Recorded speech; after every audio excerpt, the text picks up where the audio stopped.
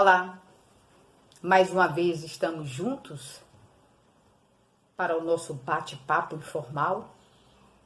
Hoje o nosso tema é um tema que muito me agrada, a Bhagavad Gita, a canção do Divino Mestre. O tema é Bhagavad Gita, que batalha é essa? Antes de falarmos sobre a Bhagavad Gita, esse épico hindu que data de mais de 5.000 anos, nós vamos fazer aquele nosso centramento. Vamos chamar a nossa consciência para a necessidade de estarmos mais presentes, mais conscientes. Então, convido vocês a fecharem seus olhos. Convido vocês a se assentarem confortavelmente, ajustarem um pouco mais o corpo na cadeira ou no sofá e a silenciarem, observando o seu biorritmo, observando uma pausa prazerosa que surge quando vamos diminuindo a atividade mental e provocando também uma diminuição da atividade física. Portanto, quando o nosso corpo experimenta a estabilidade ou a imobilidade, nós desfrutamos de um assentamento mental.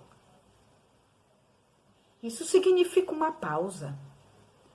Isso significa um intervalo para que possamos criar um espaço interno para o novo que quer chegar. Então, se estamos cheios de informações, se estamos muito ativados, cheios de respostas para os estímulos externos, não temos espaço para mais nada. Precisamos, então, acomodar um pouco mais. Esse é o propósito dessa pausa no início da nossa conversa, do nosso bate-papo, para que possamos criar esse espaço maior para o que vai ser dito, para que possamos abrir mão daquelas respostas prontas que se configuram, muitas vezes, resistência ao novo, e possamos experimentar algo de forma analítica, onde possamos refletir, onde possamos olhar com clareza e chegar às nossas conclusões. Mas para isso é preciso uma abertura. Então leve atenção para a sua respiração. Observe a sua respiração. Descontraindo um pouco mais os ombros, descontraindo um pouco mais o semblante, relaxando a mandíbula, relaxando os músculos faciais, relaxando suas costas.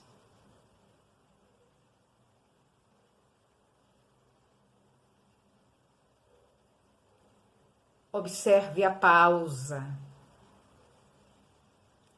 Observe o seu silêncio. E vamos orar para que nossos mestres estejam próximos a nós, nos auxiliando no atendimento, no entendimento, nos auxiliando na compreensão, nos auxiliando para que o conteúdo que chegue possa ser absorvido, analisado, decodificado e compreendido, para que a nossa mente se acalme o tanto suficiente, recebendo novas informações, e que nós não criemos julgamentos severos, mas que possamos ter uma atitude de abertura do coração e da mente, não só para o conteúdo dessa noite, mas para a vida, para a grande diversidade planetária, para o outro, para o próximo e, sobretudo, para nós mesmos. E vamos trazendo nossas mãos unidas em Pranamudra, próximas ao coração. Vamos inspirar E vamos vibrar o mantra Om 3 vezes.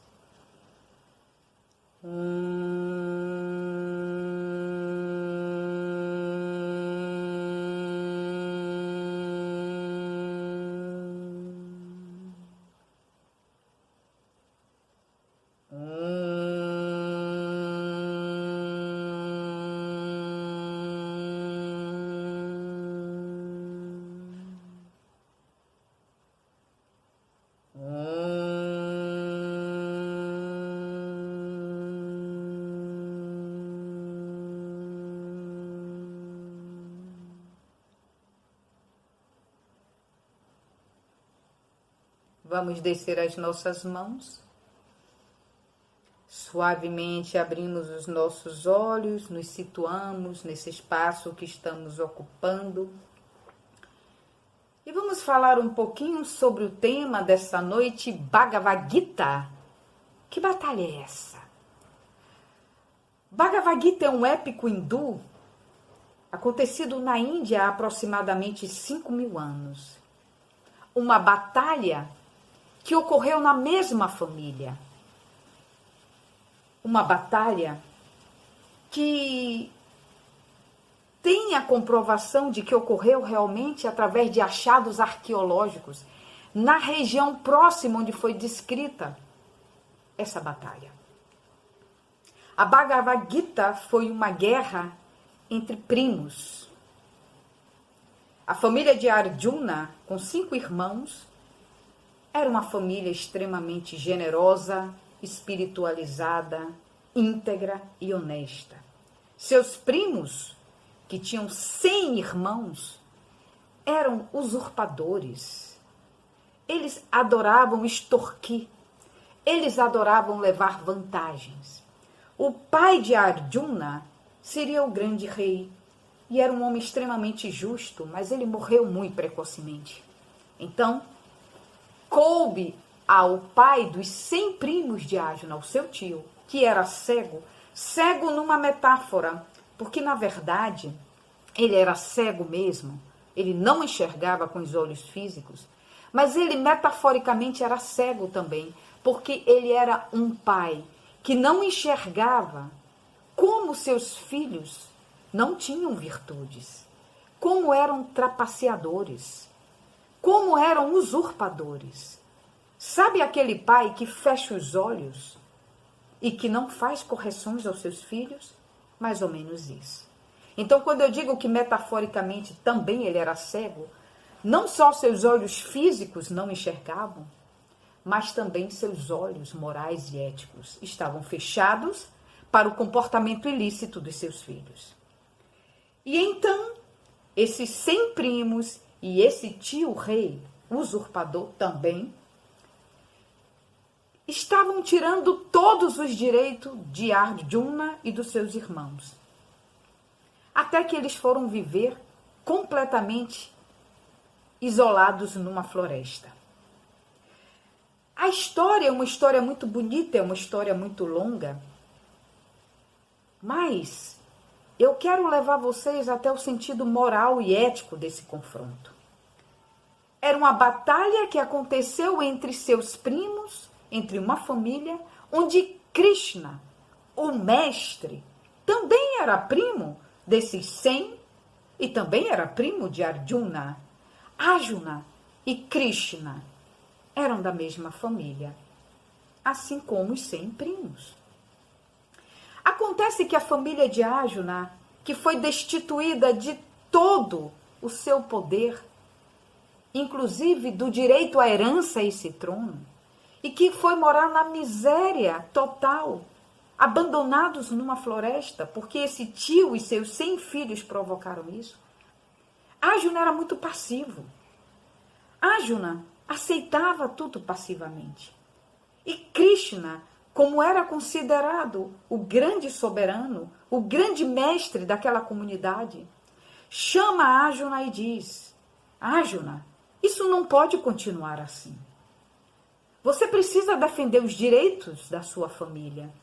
Os nossos primos, os 100, eles são usurpadores. Nós precisamos fazer algo com relação a isso.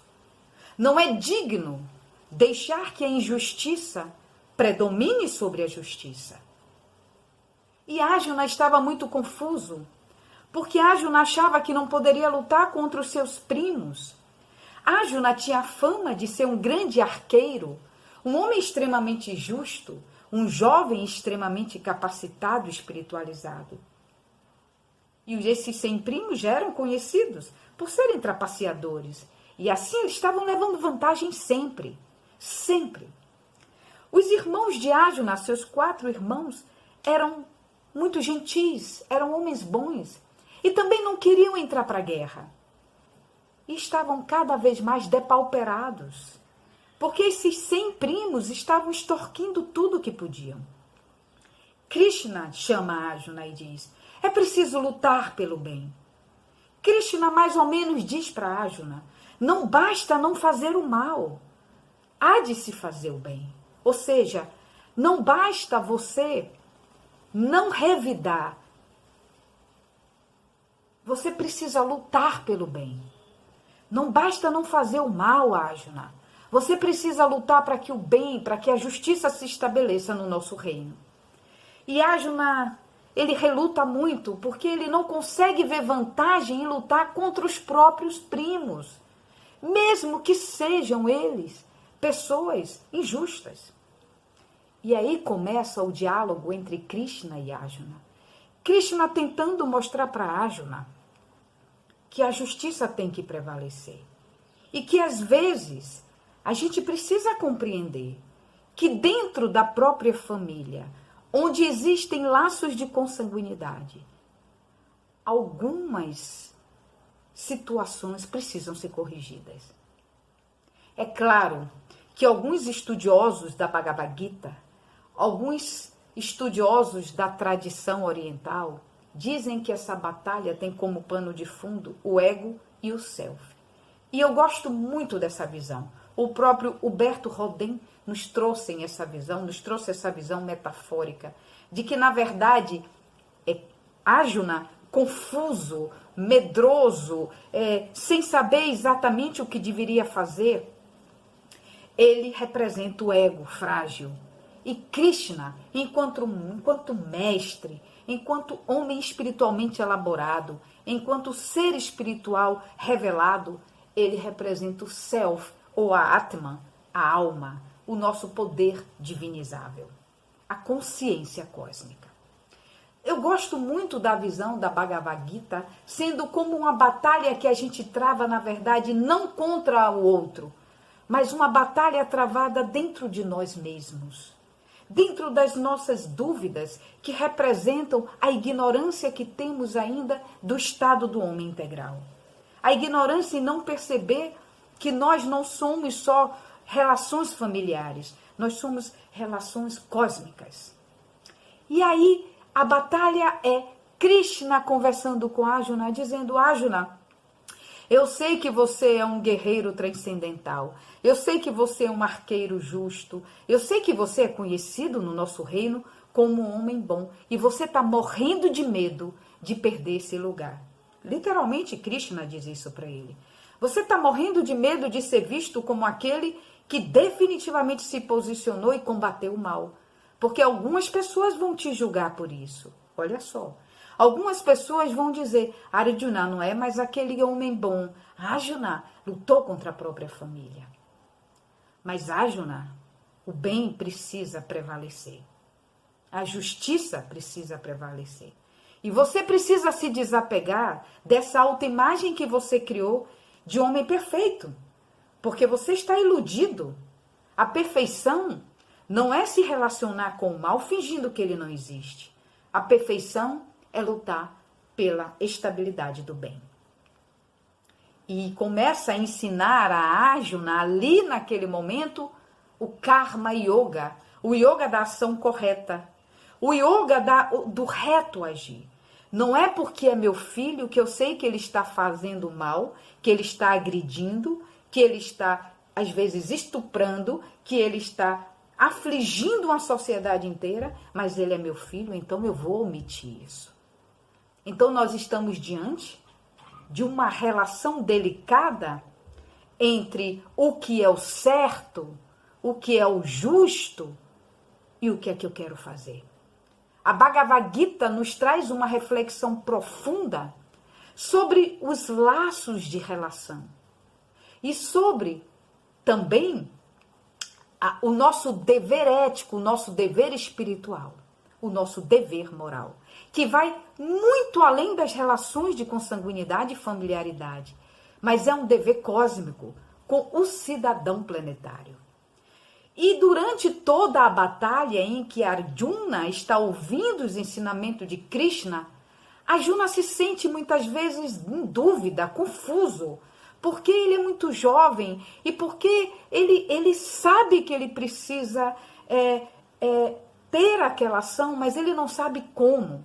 Ele vê do outro lado do campo de batalha seus primos que estão cheios de vontade e de ganância de ganhar dele e não vão ter nenhum problema em sacrificá-lo.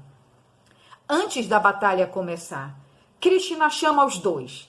Chama o primo que representa o clã dos 100 irmãos e chama Arjuna e diz: olha só, a batalha vai começar e vocês podem escolher. Eu vou dar uma escolha para vocês.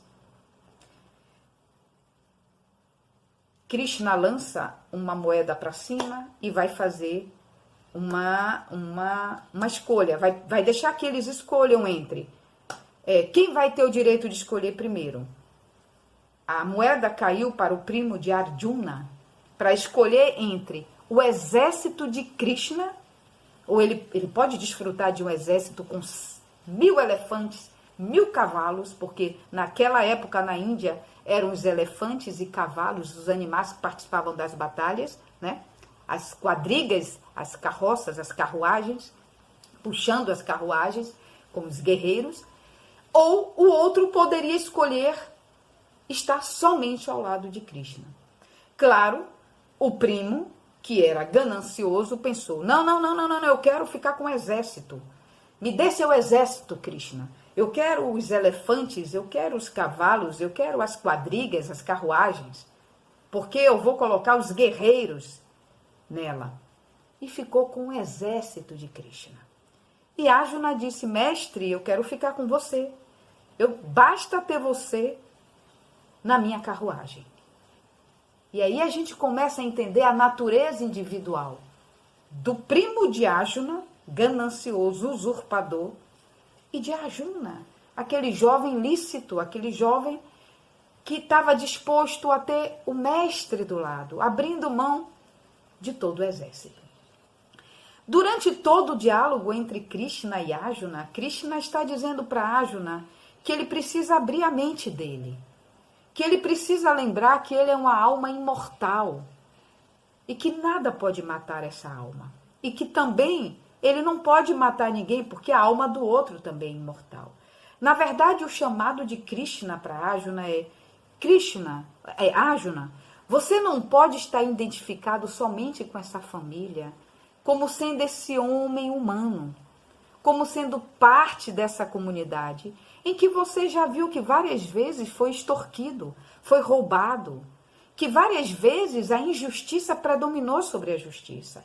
Arjuna, você é um ser espiritual. Não se identifique unicamente com essa realidade que acontece aqui.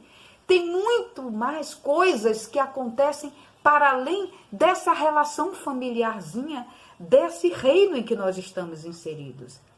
Na verdade, o ensinamento de Krishna todo é esse.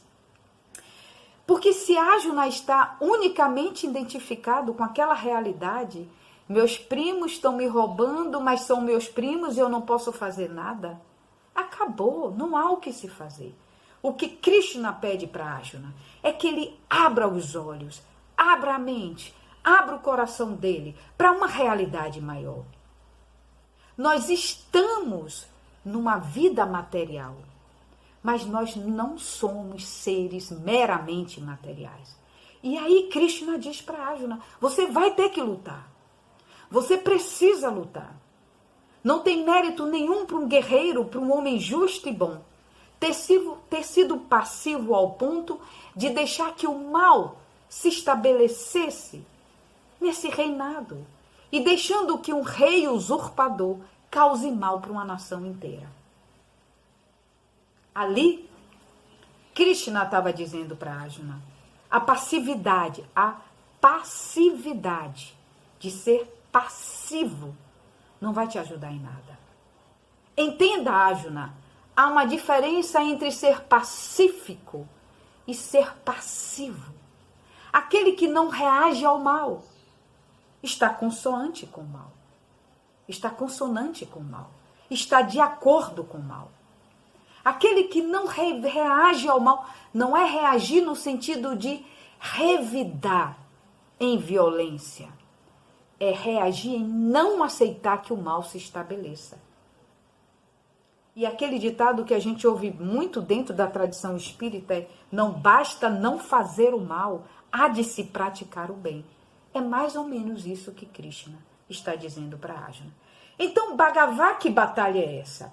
É a batalha que Arjuna estava enfrentando dentro dele. Na verdade, o primo representava o ego dele.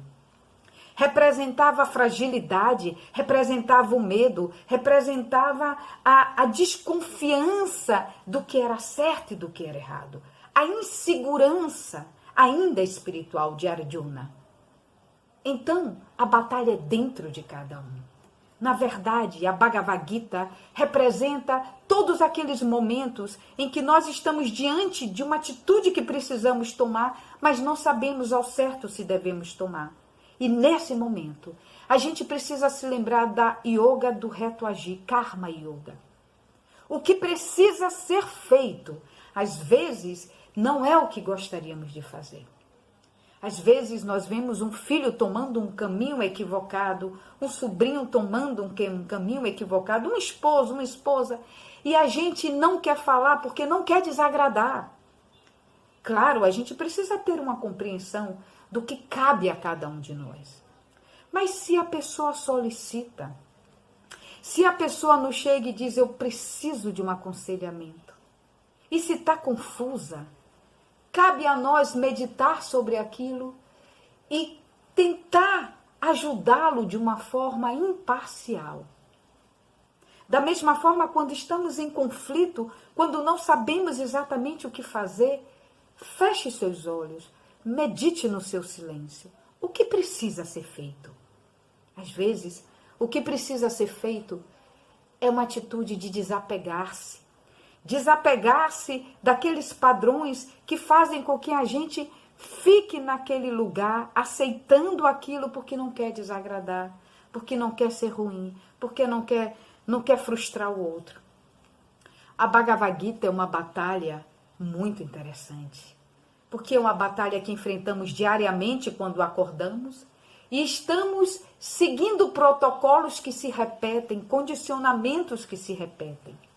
Às vezes, não retrucamos, não colocamos a nossa opinião amorosamente porque não queremos ser pessoas mais, ou porque não queremos desagradar, ou porque queremos que aquela pessoa goste da gente e aceite a gente.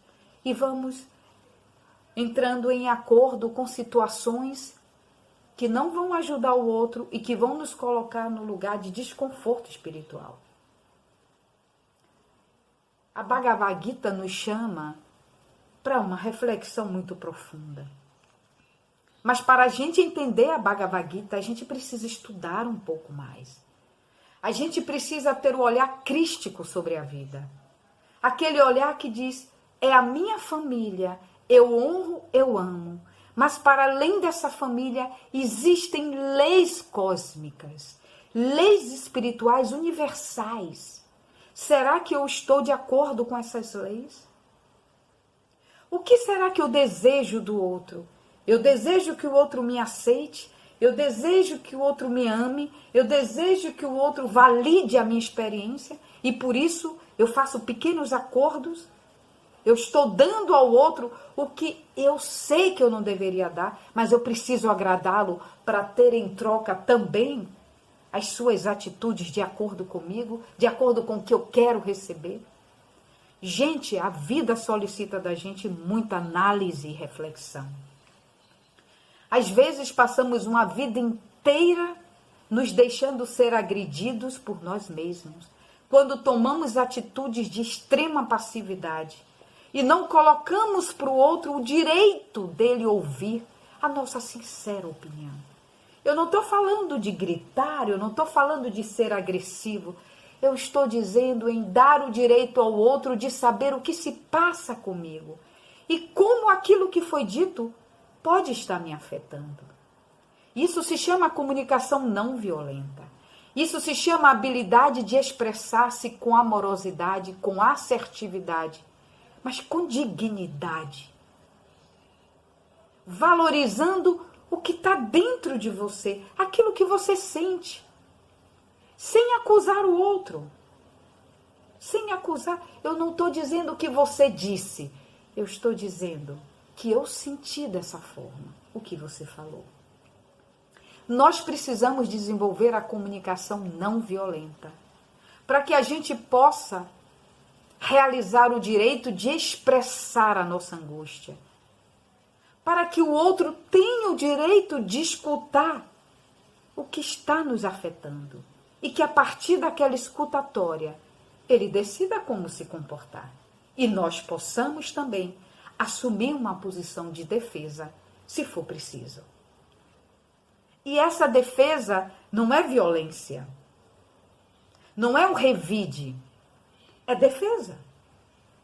Cristo, em várias passagens, nos disse da necessidade de a gente assumir uma posição de defesa até para honrar os nossos saberes espirituais, até para honrar a nossa conduta ética e moral.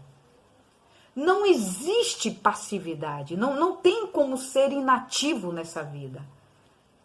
Nós precisamos saber o que é correto e assumir essa posição, de se posicionar de forma correta. E para isso eu tenho que fazer uma imersão em mim mesma. Para isso eu preciso entender meus medos. Para isso eu preciso fazer uma grande batalha interna, onde eu vou olhar as minhas vulnerabilidades, onde eu vou olhar as minhas potencialidades, onde eu vou perceber o que é meu e o que é do outro. Às vezes a gente julga que o outro está nos ofendendo, mas às vezes não é a ofensa que vem do outro.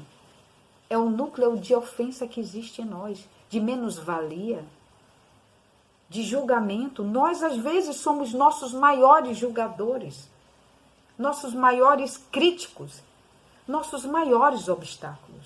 Então, o que Krishna disse para Arjuna, em meias palavras, ou em síntese, é: Arjuna, essa batalha é dentro de você. Você precisa acender a sua luz interna. Você precisa se elaborar enquanto ser espiritual. Você precisa ver que o seu primo não é a sua grande ameaça, mas o medo que você sente, a dúvida dentro de você, a incerteza do que é bom e mal dentro de você é a maior ameaça. Arjuna, acenda a sua luz interior. E quando você acender a sua luz, o outro que está fora não representa mais ameaça nenhuma. O grande objetivo da Bhagavad Gita é ensinar para a gente o caminho do autoconhecimento. É ensinar que os maiores confrontos não estão com o outro lá fora. Os maiores confrontos são dentro de nós.